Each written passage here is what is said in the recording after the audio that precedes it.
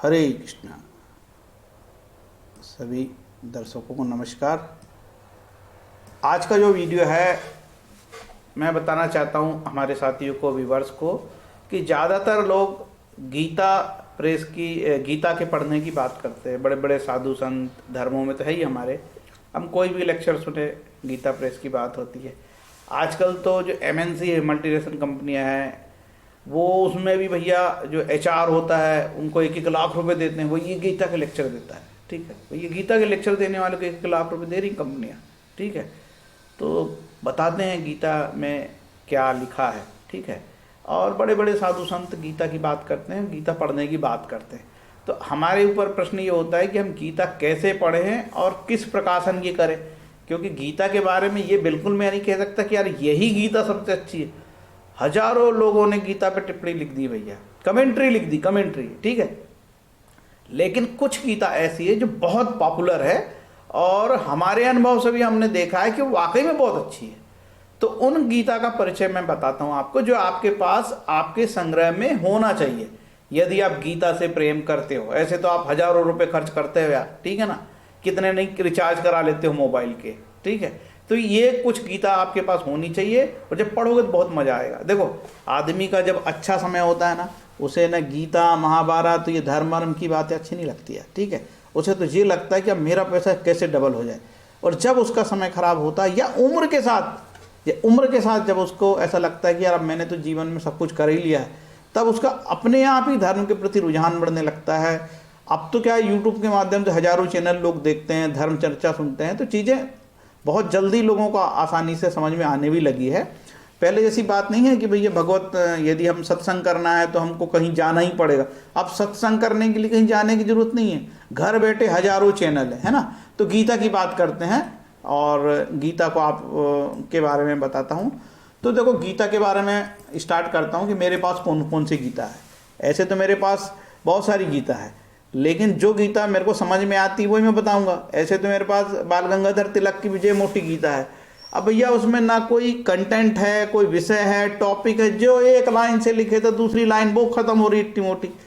फिर अरविंद महाराज की गीता है, अरविंद जी की जो है महर्षि अरविंद, उनकी भी गीता पढ़ लेनी पड़ी मेरे को यार। ठीक है, और अड़गड़ानंद महाराज की भी गीता है, तो वो गीता भी मुझे कोई ज़्यादा मुझे पसंद नहीं आई। अच्छी होगी भाई, उनके बहुत ही फॉलोअर है, लेकिन मुझे नहीं पसंद आई। ठीक है, कोई ज़रूरी थोड़ी यार सबकी बात सबको पसंद आ जाए। मेरी बात आप लोगों को पसंद आती, कुछ लोगों को नहीं आती, है ना। तो ये गीता ना श्रीमद AC भक्तिवेदांत स्वामी प्रभुपाद जी की है। ये गीता ना, ये गीता के विश्लेषण में, गीता की टिप्पणी में प्रभुपाद जी ने अपनी पूरी जान लगा दी, अपना जीवन लगा दिए समर्पित भाव से। बहुत बढ़िया गीता। श्लोक में देखो, आप ये गीता पढ़ोगे ना तो आपको पहले तो पद अन्वय, पद छेद अन्वय बहुत अच्छे से किया है, तो प्रोनाउंसिएशन करते बन जाएगा आपको। ठीक है, और ये गीता में जो है प्रभुपाद जी ने कोट भी किया है। क्या? श्रीमद् भागवत कोट किया है, ब्रह्म संहिता कोट किया है, तापनी उपनिषद कोट किया है, कहीं कहीं वायु पुराण कोट किया है, कहीं कहीं पद्म पुराण कोट किया है। तो और ऐसे कई श्वेत उपनिषद किया है, उपनिषद कोट किया है। ऐसे बहुत जगह उपनिषद भी कोट किया है प्रभु जी ने, है ना। बृहन्नारायण पुराण का कुछ श्लोक कोट किया है। तो ये गीता मुझे अच्छी लगी, मजा आया पढ़ने में भी आसान, क्योंकि पदछेद अन्वय है। अब पदछेद अन्वय क्या होता है वो भी बताऊंगा। ठीक है, इनका PDF भी अभी दिखाऊंगा मैं पूरी डिटेल में आपको। श्रीमद् भगवद गीता पदछेद ये गीता प्रेस की है, जयदयाल गोयनका जी की है। अभी नई वाली ना लेटेस्ट ये 60 रुपए की हो गई भैया। ठीक है, पहले 30 रुपए की आती थी, अब 60 रुपए की हो गई। पदछेद अन्वय साधारण भाषा टीका जी, साधारण भाषा, दो थोड़ा सा अर्थ है इसके बाद, क्योंकि ये जो ना गीता प्रतिदिन जो गीता का पाठ करते उनके लिए बहुत अच्छी किताब है जयदयाल गोयनका जी की श्रीमद् भगवद गीता, कोड नंबर 17, पदछेद अन्वय साधारण भाषा टीका। इसका मैं PDF आपको भी दिखाऊंगा। अब ये चलते हैं श्रीमद् भगवद गीता साधक संजीवनी परिशिष्ट सहित हिंदी टीका। भैया ये जो है ना स्वामी राम सुखदास जी की अपना जीवन लगा दिए किताब लिखने में, ग्रंथ की टीका लिखने में, और इससे बेहतरीन तो मैंने अभी तक देखी नहीं है यार। तो ये दूसरी हिंदी टीका बड़ी मोटी है, 350 रुपया, 330 रुपये की अभी लेटेस्ट बिल्कुल नई वाली है। ठीक है, ये मैंने बिल्कुल अभी लेटेस्ट खरीदा है। हमारे एक मंदिर में वहाँ पे गीता पाठ होता है, तो उनको मैं ये अपने तरफ से गिफ्ट देने के लिए खरीदा है। बड़ी मोटी है भाई ये वाली, है ना, 350 रुपये की है और बहुत ही जोरदार है। अभी इनका मैं PDF आपको समझाता हूँ। इसके बाद ना श्रीमद् भगवद गीता तत्व विवेचनी जयदयाल गोयनका जी की है, कोड नंबर 17, बहुत ही जोरदार है भैया। ये ज़्यादा महंगी नहीं है, 70-80 रुपये की है, 80 रुपये की आ रही है आजकल, ठीक है। नहीं, शायद 110 रुपये की हो गई है, 110 या 130 रुपये की हो गई है आजकल, बहुत अच्छी है ये, ठीक है। ये भी आप पढ़ सकते हो। तो ये 4 किताब होगी तो मजा आए। क्या होता है कि एक श्लोक का ट्रांसलेशन हमको यहाँ समझ में नहीं आया तो हम दूसरे में चले गए, उसमें नहीं समझ में आया तो तीसरे में चला गए। अब देखो उन लोगों के लिए बता रहा हूँ जिसको समझ नहीं है यार, है ना। अब जिसको नहीं समझना है तो उसके लिए बोले यार क्या गीता गीता यार, ये तो सब चलता ही रहता है, ठीक है। तो ये ना रुचि की बात है, जिसका ध्यान है, इंटरेस्ट है गीता पढ़ने में, जो आध्यात्मिक प्रवृत्ति का आदमी है, धर्म कर्म में रुचि, उन्हीं को ये सब चीज़ें यार अच्छी लगती है, या फिर हमारी बात अच्छी लगेगी, या हमारा चैनल अच्छा लगेगा, या फिर अच्छे डंडे पड़े हैं, मतलब भयंकर बड़ी मुसीबत आई है, पूरी तबाही आ गई है और बड़ा संघर्ष हो गया है जीवन में, तो उसको अच्छा लगेगी। श्रील प्रभुपाद जी ने अपनी उनकी जो श्रील प्रभुपाद जी की श्रीमद् भागवत भी है, जो 18 वॉल्यूम की है, 18 सेट है, 12 स्कंद की, 18 वॉल्यूम है उसमें। उसका जो टीका श्रील प्रभुपाद जी का वो भी बहुत है। श्रील प्रभुपाद जी ने बहुत अच्छा कोट किए हैं। तो श्रीमद् भागवत का एक श्लोक मैं आपको बताता हूँ कि उसमें भगवान कहते हैं कि यदि मैं किसी को प्यार करता हूँ, किसी को भक्त बनाना चाहता हूँ, तो उसको मैं गिरा देता हूँ। कैसे? माम ऐश्वर्य श्रीमद अंध दंड पासिम ना पश्यति त्रम भ्रंस्यामी सपद्भ्यम यस्य चा इच्छामि अनुग्रह। ये जो है श्रीमद् भागवत का 10वां अध्याय, ठीक है, 10वां स्कंद 27वां अध्याय और 16, 10, 27, 16, इसमें लिखा अपनी शक्ति तथा ऐश्वर्य के नशे में उन्मत्त मुझे अपने हाथ में दंड का डंडा लिए हुए अपने निकट नहीं देख पाता। जो व्यक्ति बहुत पावरफुल है, बहुत संपन्न है, उन्मत्त है, पागल है बिल्कुल संपत्ति में, वो मुझे नहीं देख पाएगा। यदि मैं उसका वास्तविक कल्याण चाहता हूं तो मैं उसे भौतिक सौभाग्य के पद से नीचे घसीट देता हूं। अब ये बात किसी को हम कहेंगे यार देखो तेरी तो पूरी प्रॉपर्टी चली गई, कारखाना बंद हो गया, तू बर्बाद हो गया, तो भगवान ने तेरे को ना अपने पास बुलाया तो हमको वो जूता पकड़ के मारेगा सबसे पहले। साले अशुभ बोलता है, मेरी फैक्ट्री बंद हो गई है, और मेरे को कोड बताता है श्रीमद् भागवत का 10, 27, 16 बताता है कि भगवान ने तेरे को गिराया, वो नहीं मानेगा। वो बोलेगा तुम तत्काल मेरे घर से चले जाओ, नहीं तो मैं जूते मार दूंगा, ठीक है। इसी प्रकार से 10, 14, 58 श्रीमद् भागवत 10वां स्कंद 14वां अध्याय और 58वां श्लोक। समाश्रिता ये पद प्लव पहत पदम पुण्य यस मुरअरे, भगवान कृष्ण को मुरारी भी कहते हैं क्योंकि मुरारी नामक राक्षस को मारा था। मुरारी भव अबुद्धि वत्स पदम परम पदम यद विपदाम। इस कलयुगी दुनिया में पदम विपदाम आती है। भगवान कृष्ण कहते हैं कि पदम विपदाम आएगी भैया, ऐसे दुनिया नहीं चलती। तो पद में विपदा है यार, ठीक है। तो ये तो मैंने बता दिया कि कोई गिरता है तो पड़ता है, ऐसे थोड़ी ना कोई पड़ता है। या तो कोई जिसको नेचुरल बिल्कुल बचपन से ही बड़ा प्यार है, बड़ा धार्मिक प्रवृत्ति का आदमी है, वही ये सब चीज करेगा यार। बाकी बोलेगा यार ये देखो महाराज जी, जब एस्कॉन के जो प्रचारक बेचने जाते हैं ना, कई लोग तो उनको ड्रेस ही देख के उनको बाहर से भगा दे, भगो आना नहीं हमारे पास, है हमारे पास है पास, बिल्कुल दूर से ही, क्योंकि वो उन प्रचारक लोगों से मेरा वास्ता है, ठीक है। तो मेरी बड़ी उनसे मित्रता है और एस्कॉन का मैं फॉलोअर रहा हूँ, लेकिन मैंने कोई दीक्षित कहीं से नहीं, दीक्षा इसलिए नहीं लिया हूँ, अपनी खुटिया में बांधना चाहते हैं सब संस्था वाले, ठीक है। आप अपनी खुटिया में बांध दो तो फिर जैसे यदि मैं एस्कॉन का दीक्षित हो जाऊँ तो फिर मैं ना इसकी मेरे को ये नहीं पढ़ने देंगे। वो उनका अनुशासन ऐसा रहता है कि तुम ये नहीं पढ़ना, वो नहीं पढ़ना, तो मेरे दिमाग को बंद कर देंगे उन लोग। हर एक संस्था का यही तमाशा है। जैसे आप कोई एक संस्था जोड़ो, ये युग निर्माण मिशन गायत्री परिवार से जुड़ते हो आप मथुरा, तो उनको लगेगा आप हमारा लिटरेचर पढ़ो, ठीक है।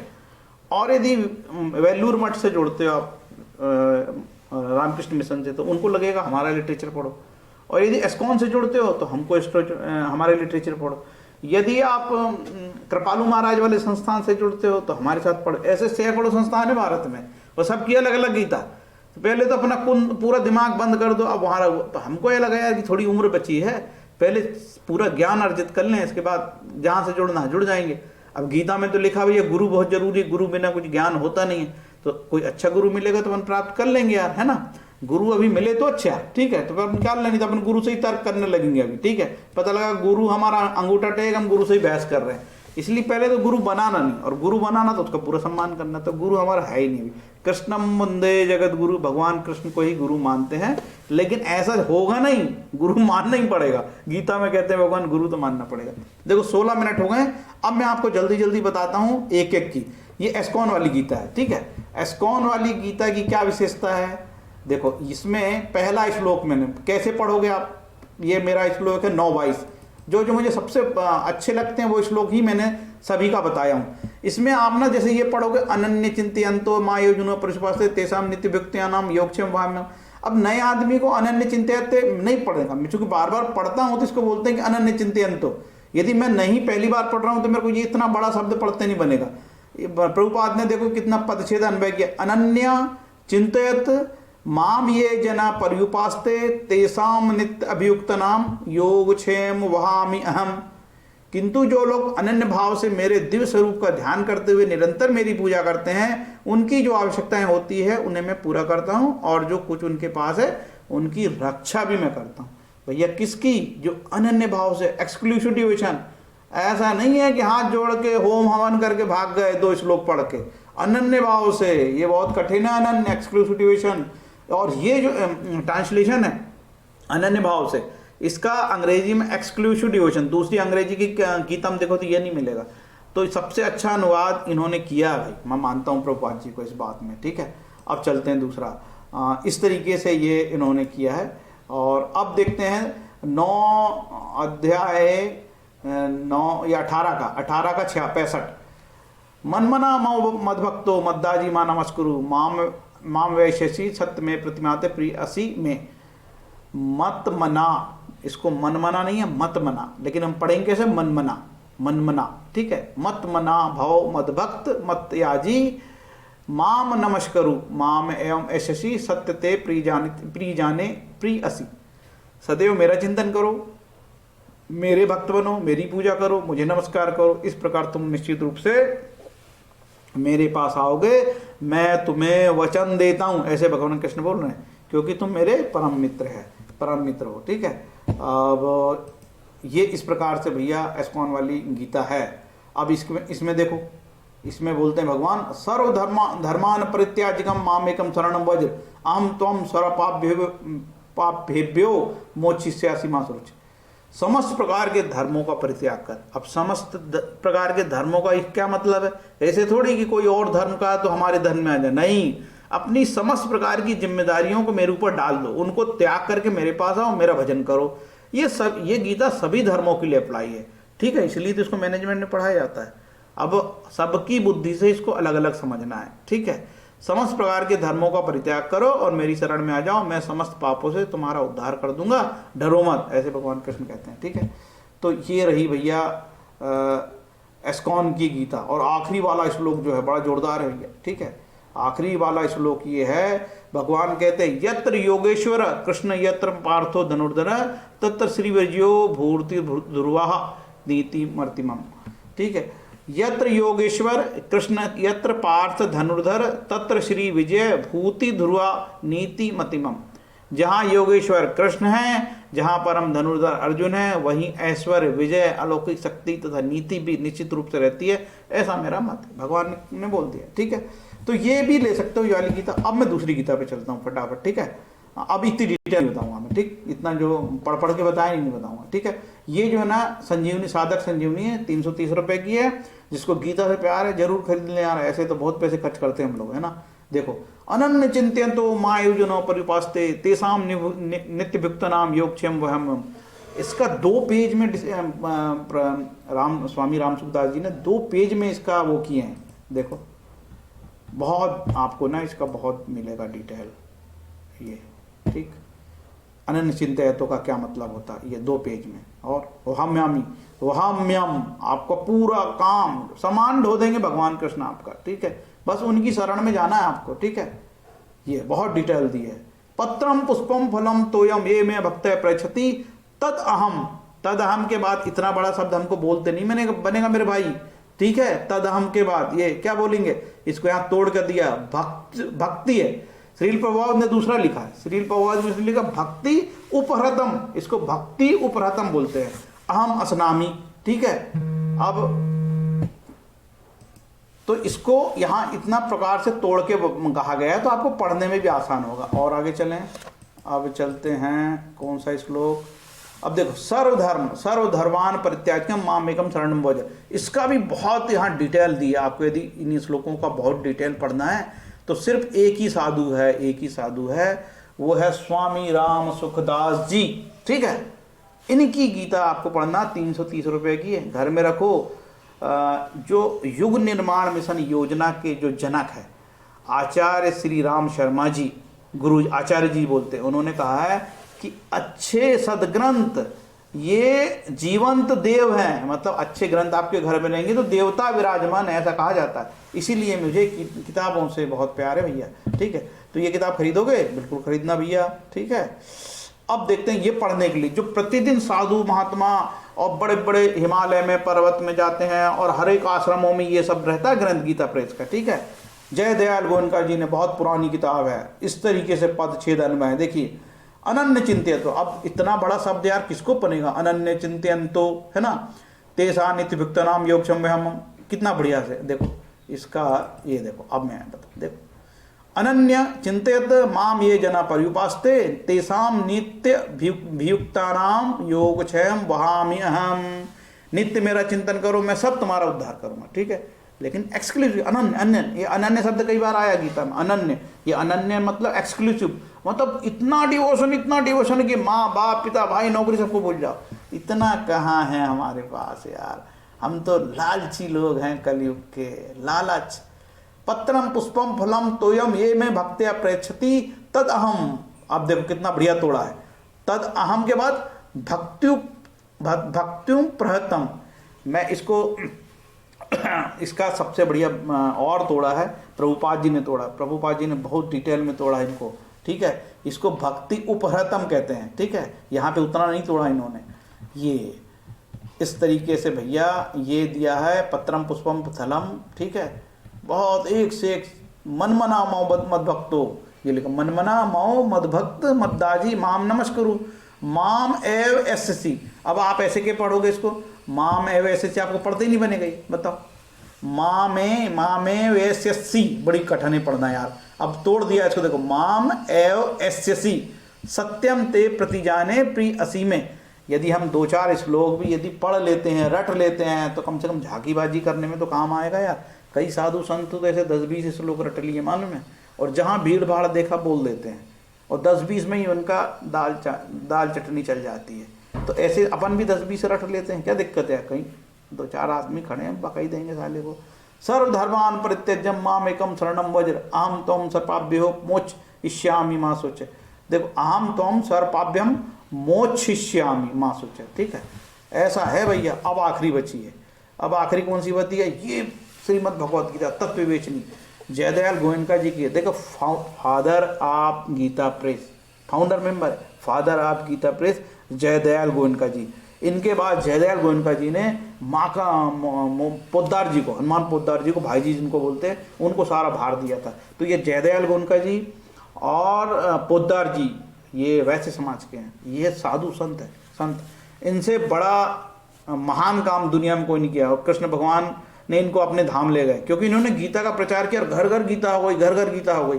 इतनी मोटी मोटे ग्रंथ सस्ते में दिए, नो प्रॉफिट नो लॉस में गीता चला है, किसी से लाभ नहीं लिए, किसी पार्टी से जुड़े नहीं। इतना महान काम किए गीता प्रेस वालों ने, इनसे बड़े साधु कोई नहीं। गीता प्रेस की तो बात ही क्या है यार, ठीक है। तो जयदयाल गोयनका और भाई जी बोलते हैं इनको हनुमान जी पोद्दार, इन्होंने भयंकर महान किया और हमारे देश में धर्म प्रचार का किए। और ये आखिरी श्लोक है, ये आखिरी श्लोक है 1874, ठीक है। यत्र यत्र योगेश्वर कृष्ण यत्र पार्थो धनुर्धन तत्र श्री विरजयो भूर्तिर्भुआ नीति मति। देखो जहाँ कृष्ण है वहाँ श्री है, श्री मतलब लक्ष्मी है, वहाँ विजय है, वहाँ नीति है। भैया भगवान कृष्ण की पूजा के लिए मैं इसलिए बोलता हूँ, इतने बढ़िया अनन्या का मतलब समझाए, अनन्य चिंत्य तो, ठीक है। और इसके बाद इतना बढ़िया ट्रांसलेशन इन्होंने किया है। और फिर जप यज्ञ में बोलते हैं कि मैं गीता भगवान कृष्ण कहते हैं जपों में जप यज्ञ हूँ। तो भैया ये 4 मैंने बताई, और गीता के बारे में बताया। जब आप पढ़ोगे ना यार, ये हो सकता है कि आपके जीवन में कभी मुसीबत आएगी, भगवान ना करे मुसीबत आए, लेकिन आप गीता में जाना, आपको बहुत मजा आएगा। ऐसे देखो, ऐसे तो आपकी नौकरी चले गई है और मैं बोलूँगा यार कि सुख में और दुख में तुम सम रहो, टेंशन मत लो, तो आप मुझे दूध दोगे तड़ से तमाचे, ठीक है। बेवकूफ़ जैसी बात करता, मेरी नौकरी चले गई और मेरे को ज्ञान दे रहा है, साधु साधु बन रहा है, अपने घर में खिला। मैं बोलूँगा देखो गीता में लिखा है कि सुख में और दुख में सम रहो, ठीक है। तो आप बोलोगे यार ये शर्मा मूड तो पागल हो चुका है, साधु बन रहा बोले सुख में और दुख में बोलता है कि सम रहो, और मेरी नौकरी चले गई है। तो ये भक्ति भाव तब आते हैं हमको जब डिवोशन होता है। और तो और कल गीता प्रेस का मैं एक लिटरेचर पढ़ रहा था, तो दो साधु लोग थे, उन्होंने बोला देखो एक व्यक्ति मछली मार रहा है, बंगाल की बात है, तो उसको बोले देखो तुम मछली मत मारो, हम तुमको पैसे वैसे दे देंगे, ठीक है। तो उसको अपनी एक अच्छी दुकान में ले जाकर बैठा दिए और बोले तुम कल से ये मछली नहीं मारना।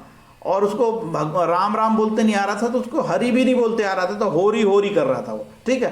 तो होरी होरी कर रहा था, हरि को होरी बोल रहा था। दूसरे दिन ले गए दुकान में बिठाए, एक दिन बैठा, दूसरे दिन फिर वो घाट में चला गया मछली मारने।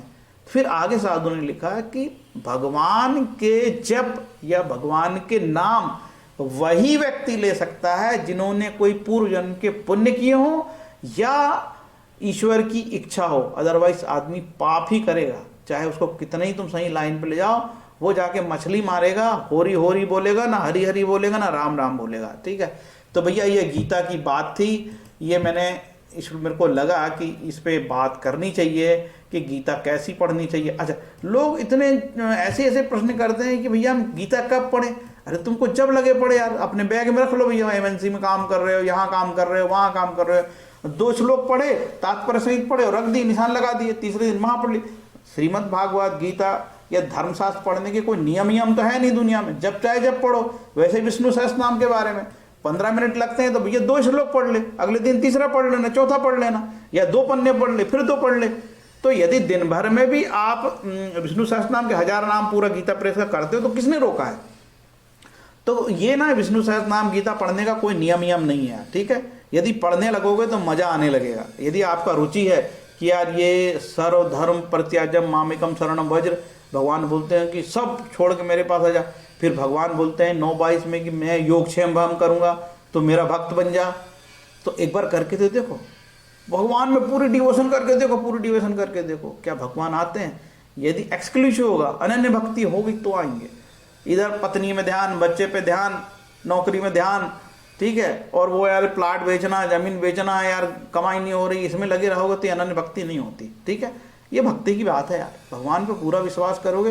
और वो बोलते हैं भगवान किसी को यदि मैं भक्त बनाना चाहता हूँ उसको पूर्णतः नंगा कर देता हूँ, सब छीन लेता हूँ उसको, उसका पतन कर देता हूँ, उसका डाउनफॉल कर देता हूँ, उसको गिरा देता हूँ, तो फिर वो भक्ति में लगता है। अदरवाइज वही शेयर मार्केट, ऑप्शन ट्रेडिंग, ये पैसा, वो प्लाट, वो जमीन, ठीक है, और नए नए आइडिया पैसे कमाने की, यार वहाँ से हाईवे जा रहा, प्लाट खरीद लेते, 2 गुना हो जाएगा, रेस्टोरेंट खोल लेते हैं, ये कर लेते हैं, वो कर लेते हैं, है ना, ये स्टॉक खरीद लेते हैं, गेहूँ खरीद लेते हैं, महंगा हो जाएगा, जीरा खरीद लेते हैं, यही दिमाग चलेगा। तो भैया ये आप लोगों के जो है के लिए मैंने प्रस्तुत किया है, गीता कैसे पढ़ें, किस प्रकाशन की पढ़ें, ठीक है। उम्मीद है कि ये मेरा छोटा सा वीडियो आपको भाएगा, अच्छा लगेगा। उनको अच्छा लगेगा जो धार्मिक प्रवृत्ति के हैं।